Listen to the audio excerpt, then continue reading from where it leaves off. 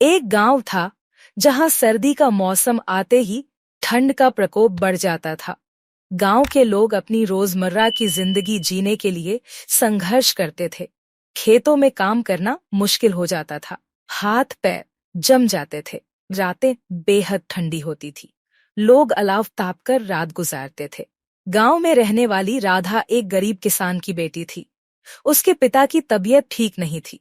राधा दिन भर खेतों में काम करती थी और शाम को घर आकर अपने पिता की सेवा करती थी।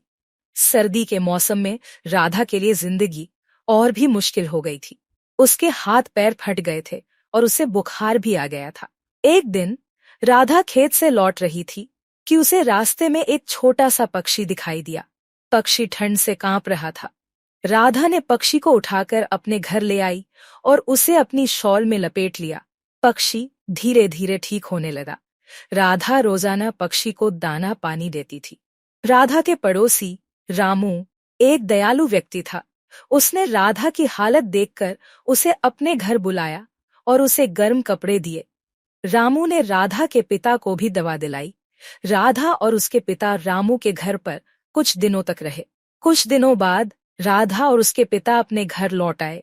राधा ने पक्षी को भी अपने साथ ले लिया। राधा ने पक्षी का नाम मोती रखा। मोती राधा का सबसे अच्छा दोस्त बन गया।